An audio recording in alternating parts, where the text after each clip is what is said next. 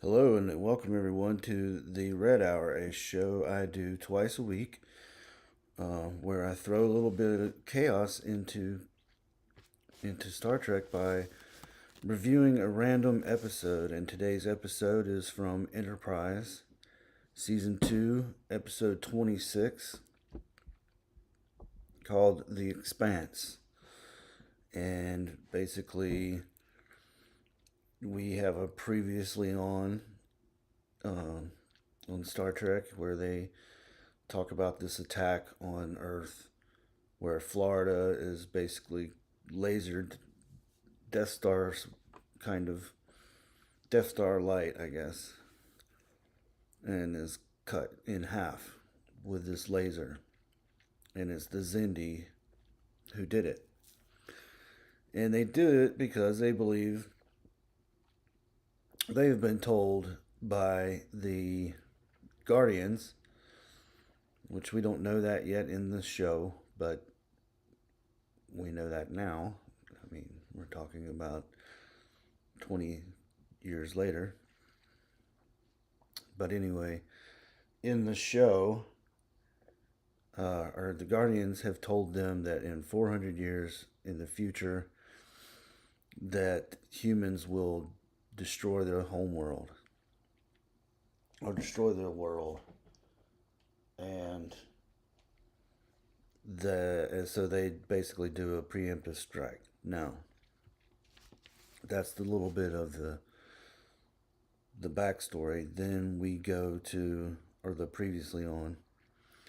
Then it pans to what we now know as the Zindi Council, and they are talking amongst themselves. And there's an insect species, there's a humanoid species, there's a ape-looking species, there's a reptilian species, and there's an aquatic species. And I've talked about the Zindi before on this show, but and they're discussing, that they need to build a new weapon that can completely destroy Earth. I guess the probe that they sent was just a test, and so they need to work on a new weapon, and that's the end of the teaser. Then we're on Enterprise, and they're in a new section of the ship that was previously a like a cargo hold or something, which Starfleet retrofitted into a command center for them. And Archer and T'Pol and Reed. Archer, T'Pol, and Reed are all talking, and they're basically talking about this freighter captain who gave them information of where to find a Zindi guy that can possibly tell them the location of their planet, their home world. And Malcolm doesn't like the idea because the freighter captain was kind of shady, and Archer says that they've been out there for 6 weeks and they haven't found anything, and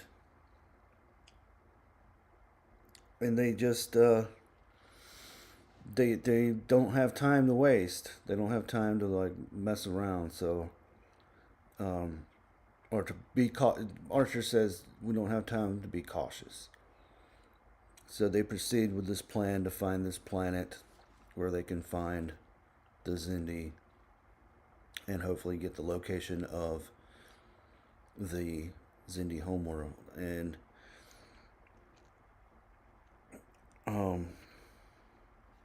Darren M shows up, says he just wanted to drop in to say hello, Darren M, and hit the like and the thumbs up. And he says he has to leave to go over to Nina. Oh, Nina, I like her. She's on Midnight's Edge After Dark sometimes. Stream and have a good one. You have a good one, Darren M. Thanks for showing up and thanks for hitting that like button. Um, Hopefully we'll see you another time. Uh, where was I? Oh, so then we see Hoshi show up to the mess hall and uh, wants to sit down with the Makos, which are the military unit on Enterprise, which Admiral Forrest had provided, I guess, or Starfleet had provided, or whatever. And she asks to sit down with them and starts bantering with them, and points out one of the guys was from Duluth, Minnesota. She could tell by his accent, and then there's another guy who's in charge, his Major Hayes, which we see throughout the next two seasons. And I talked about in another episode where Hayes had, butted head with Malcolm, and then ultimately, spoiler, ends up getting biting the dust. But that's not till later. So anyway, she's talking with them, and then they say that they enjoyed talking with her, but they have to go and they have to do like training and stuff and debriefing and all these other things. So then Trip and Archer are talking in the corridor, and Trip is talking about something going on in one of the cargo bays, and he says it's not the gravitational plating, it's something else. So there's some sort of mystery going on the ship. And he shows them the cargo bay, and we see all of the cargo is on the side of the wall, sort of like almost like when you take a magnet, when you're doing the etch a sketch, and you take the pen and all the magnetic material gravitates to the pen. That's what it looks like, kind of, but with cargo, and it's all like stuck to the wall. And then all of a sudden you hear this noise and like this shaking sound, and the cargo goes to the other side of the cargo bay and sticks to the other wall. And Archer says, yeah, it's definitely not the gravitational plating. So we don't know what's going on with this. And he's basically he asks Trip if there's any hazardous material in the cargo, and he says he hopes not. But he probably would have found out by now. And then then it starts to do it again, to go back to the other side of the room, and they basically, that's their cue to like get the hell out of there. So they're out of there. Then Phlox is in sickbay, examining this Xindi body that they had found on Earth, which was burned, I guess, was put in there at the attack. And and T'Pol comes in to see how his investigation is going, and he's saying that it's a reptilian. It has reptilian like DNA. And then he starts talking to T'Pol about Tucker, and how, because Tucker's sister was killed in the attack, he hasn't been sleeping well, and the doctor's been giving Tucker these sedatives, but he doesn't want Tucker to be dependent on them, and suggests that T'Pol help him with like Vulcan pressure techniques, which is like a Vulcan massage or whatever that's supposed to relax you. And at first, she doesn't like the idea because Trip is cantankerous, and uh, there's another word she uses, but basically meaning uh, he's not unwilling to compromise. And Phlox says that he had already talked to Tucker about it, and he didn't like the idea either, but it seems to be the best solution that he can come up with. So she convinces him, or he convinces her to go through with it. So then we get to Enterprise orbiting this planet that they were looking for. Not the Zindi planet, but the guy where this guy's located. And they take a shuttle pod down, and it's Archer and Reed. And they go through like this tunnel system. They're greeted by these guards and go through this tunnel system. And we find out it's like a mining, a trillium mine. They're mining trillium D. And they go to they find they meet this weird alien guy that's disfigured and has like this breathing mask that he uses, and obvious bad guy is obvious, and they talk to him and basically try to negotiate like how can we get a hold of this guy that they have in the mine. And he wants platinum, which they don't have. And then Reed turns to Archer and says, well, if we strip down certain pieces of the ship, I forget what pieces, but there's platinum that they can melt down into liquid form, which is what he wants, liquid platinum. And so they agree to do that.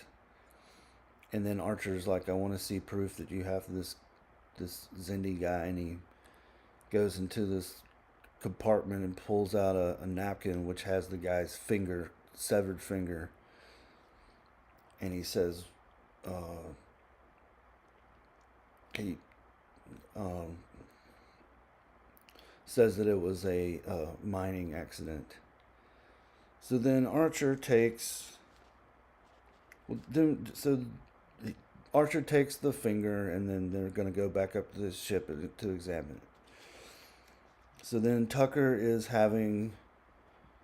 We switch to Tucker having a nightmare about his sister, where he's telling her to get out of the way, as you see this laser coming down, facing towards her. And, he's having a nightmare, so he wakes up in cold sweats and stuff. So Phlox is examining the finger and comparing it to the DNA of the Zindi that was on Earth. And he says that this one has more like humanoid versus reptilian. It's not quite compatible. And then Tucker walks in and asks Phlox for more. He's basically like, I need some stronger shit, and Phlox tells him to come by later, that he'll see what he can do for him. And then back on the planet, now we have Trip and Archer. Malcolm's back on the ship, and the guy takes Archer to see the Zindi guy, and that's when they say, Archer's asking him what they do here, and he says, we mine for Trillium D, and he asks what Trillium D is, and he says it's an insulator. It's for insulation on on starships. And then I think he asks Archer where uh,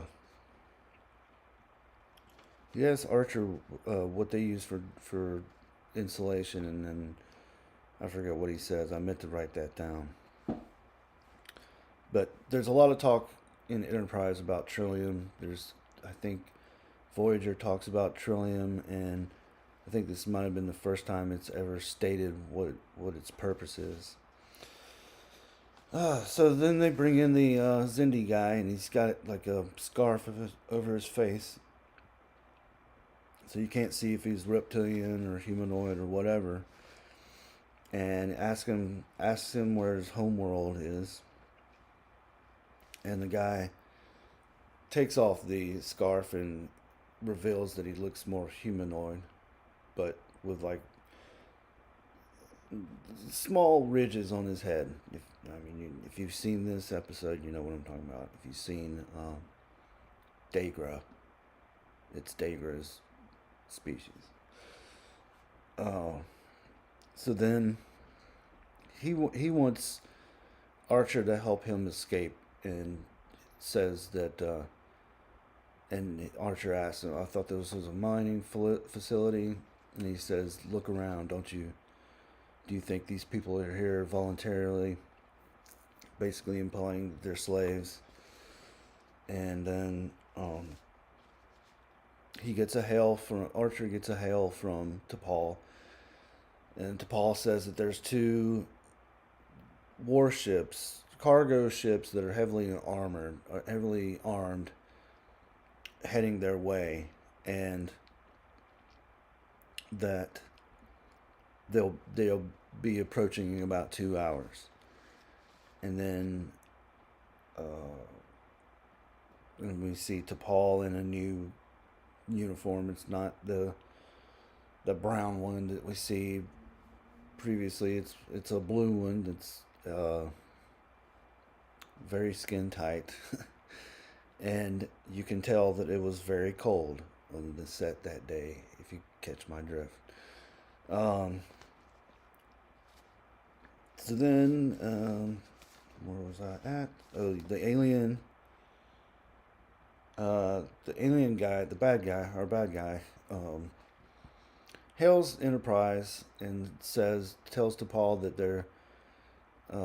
there's going to be a delay because they have to do some sort of cleaning thing on the mine, or fusion. Like, I should have wrote this down again. But basically, he's bullshitting, and she kind of catches on to it and tells Reed to come up with a plan to extract Archer and Trip, and to get with Major Hayes to figure it out, to get for help. So Archer and this Zindi guy and Reed or Tucker are in like the sewer part of this facility, and they have to climb up this gross shaft, and they're covered in all kinds of shit. So then Hayes, back on the ship, Hayes is talking with Reed about the plan, and he thinks that his team should go down. They can be quicker, and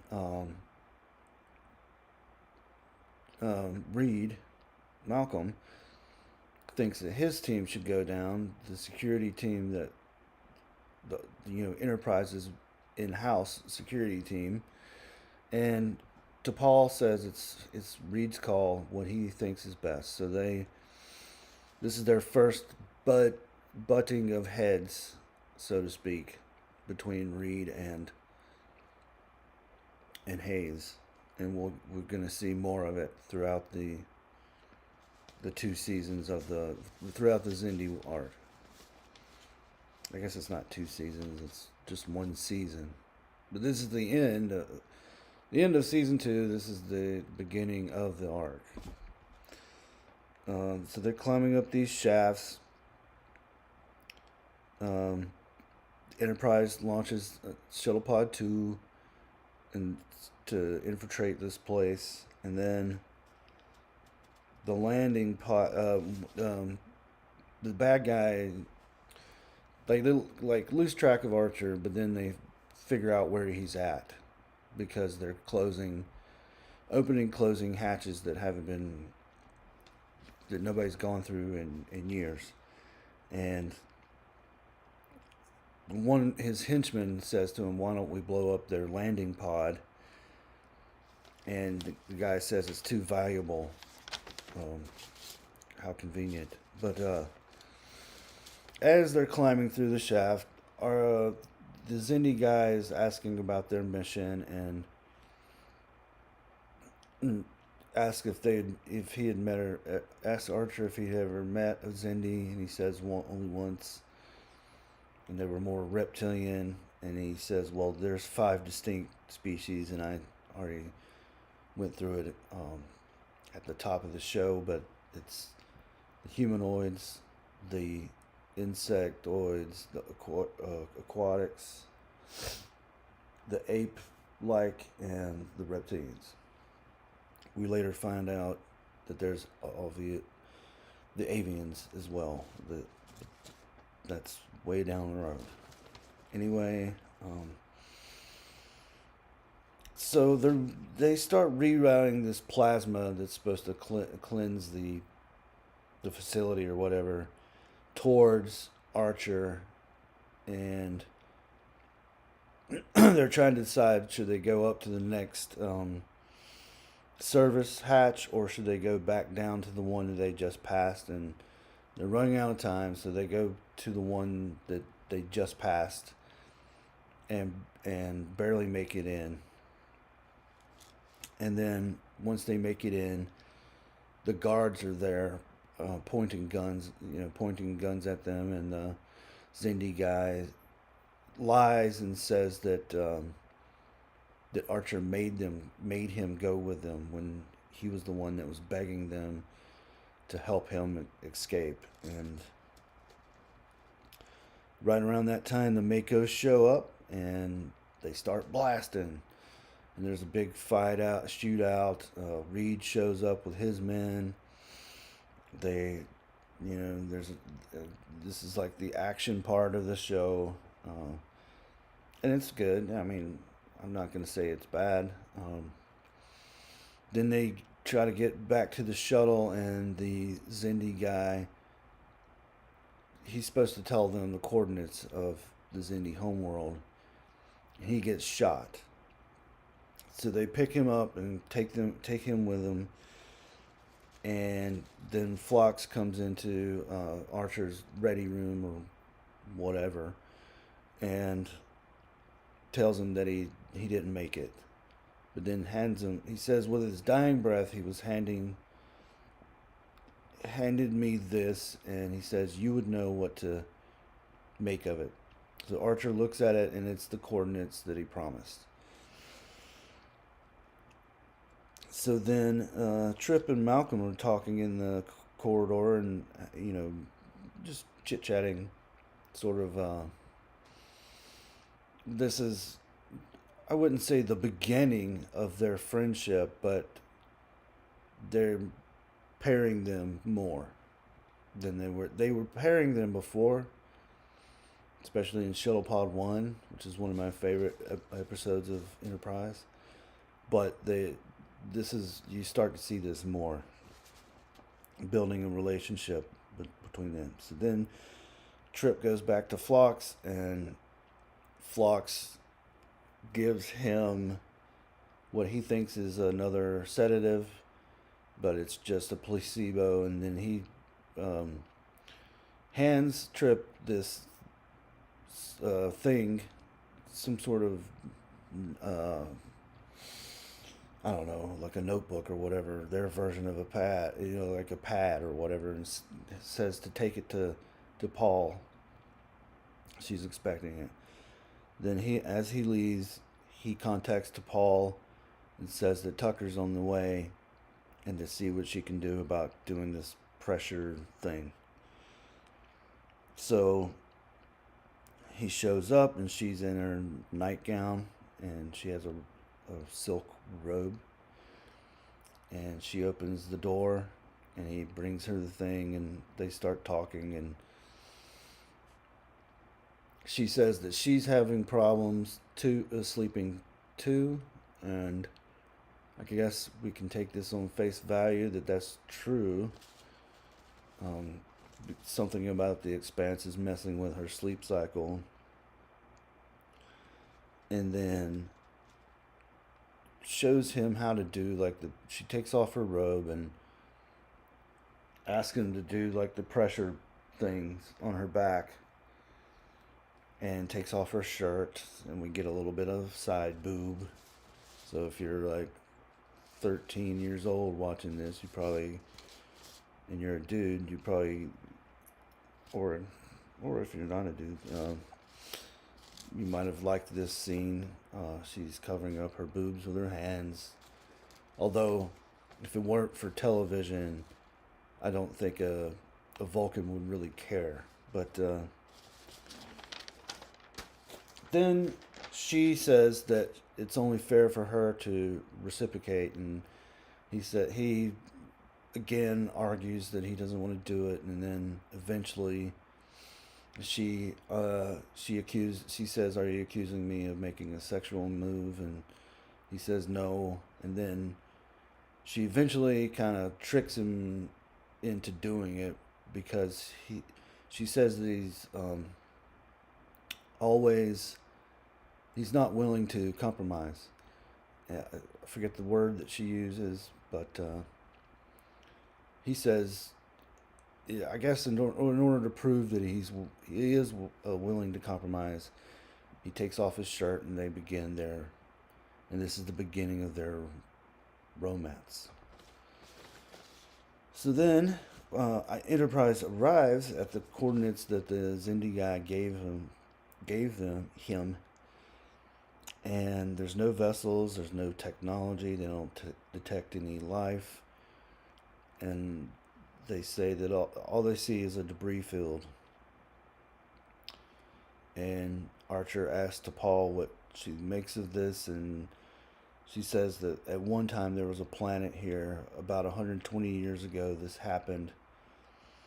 There's metallurgy that sort of coincides with corresponds to the Xindi probe that went all Death Star on Florida.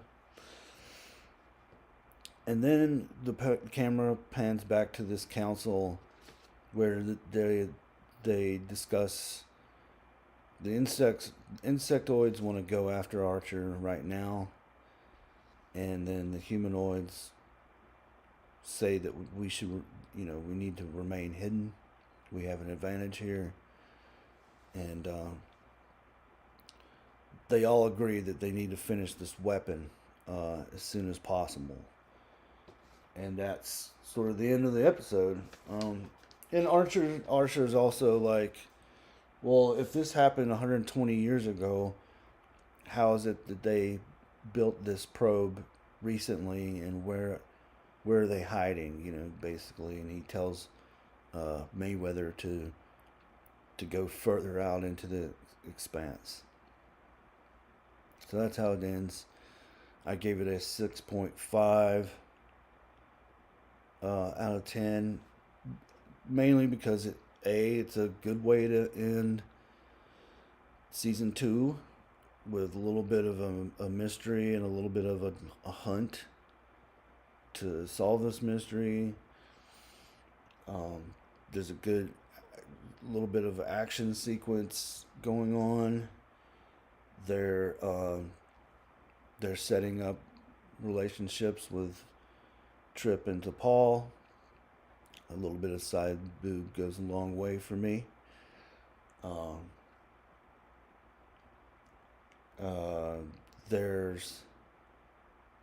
It just advances the plot in a good way. It's not, it's above average, but not in a 7 out of 10. 6.5, I think, is fair. The one thing that they set up was this gravity thing with the cargo bay, which didn't pay off at the end. So, and I don't remember if it ever does.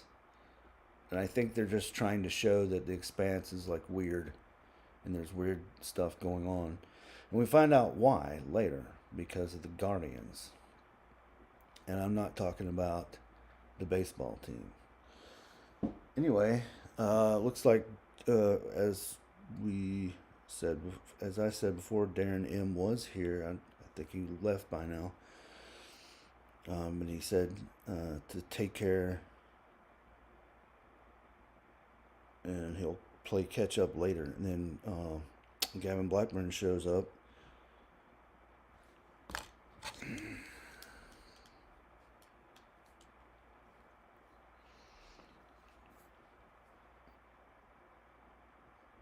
Yeah, I changed my channel name because I wasn't. Yeah, I'm a sneaky bugger. Yeah, I changed it because I wanted it to reflect more on, like, for example, I've talked about Admiral Teague in the past, and sometimes I think he goes by sometimes saving Star Trek.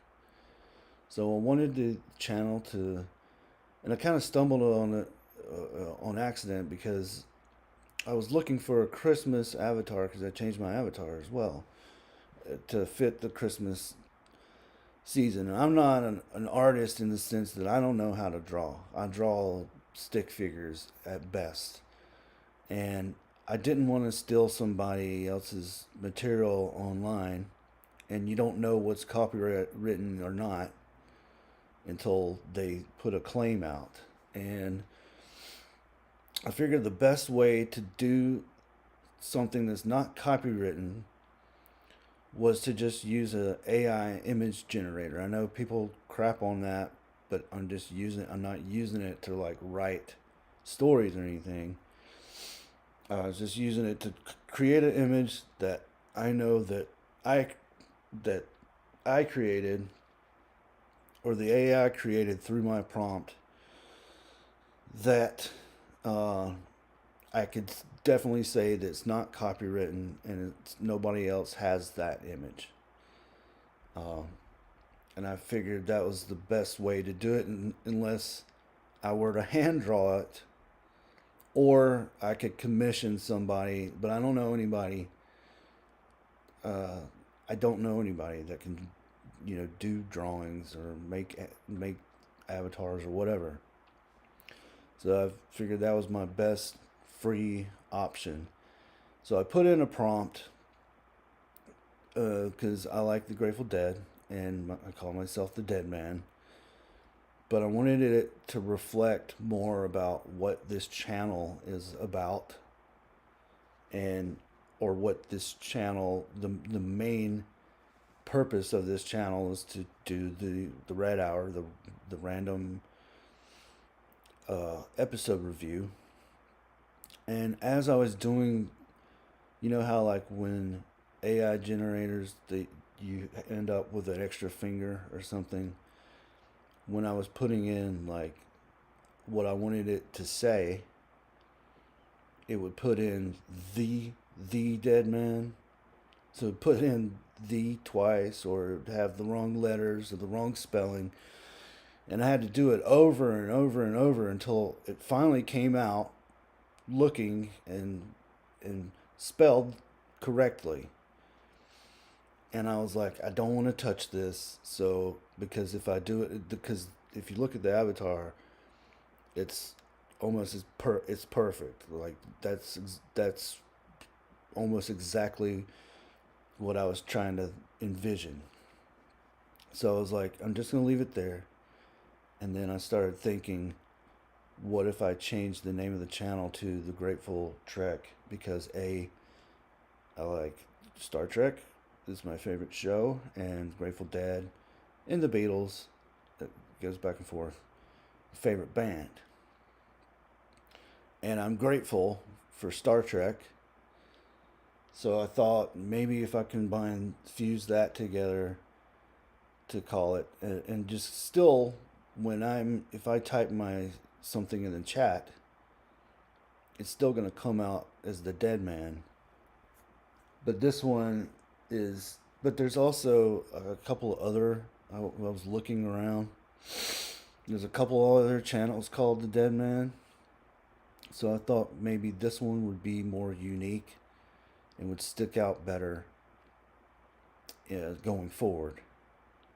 So that if more people discover this show, they can say, "Oh, the Grateful Trek." Uh, so it just reflects more on what the show is about. And so the other day I was watching, on Thanksgiving, I was watching the Y-Files After Files. And AJ has these special glasses that magnify like these glasses, but better. Because he said that he was doing like this in the earlier videos when people would make comments, and now I know what he's talking about. And then Michelle Fairy Tales is here. And she hopes that everybody's having a good evening. I am. I know that I am because I'm here with you. Late night here in UK. Oh, Gavin, I didn't know you were UK. And Michelle says she likes the new name. I think it fits better. Even though I didn't technically come up with it, just like I didn't come up with the Red Hour as the name, but it fits. The Red Hour fits with what I'm doing, and the name kind of fits with the attitude and the object of the show and the channel in general. Because I've also talked about Strange New Worlds, and I've also might be doing Star Trek Academy, and it will probably there'll be other things going on with the channel in regards to Star Trek and science fiction and all the other things that we all enjoy. Anyway, let's get to the portion of the night before Gavin has to go.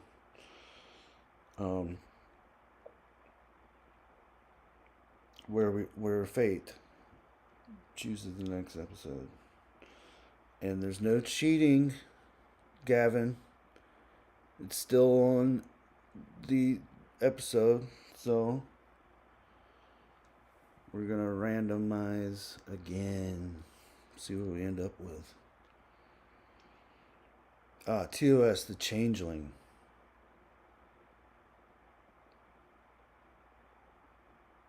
Yes, that's Nomad, not M5. So I have not done that. So tomorrow night, 8 p.m. Eastern Standard Time in the United States, I will be doing the original series, Season 2, Episode 8, The Changeling. And I will talk about that. And that's a bigger, broader discussion on like AI, which I talked about last week and went on a rant about. And AI, my sister was in the chat and told me not to get an AI girlfriend, which I wasn't planning on to, all this stuff. But we can talk about Nomad and all that tomorrow. I want to thank Gavin Blackburn for showing up, and Michelle Fairy Tales for showing up, and Darren M.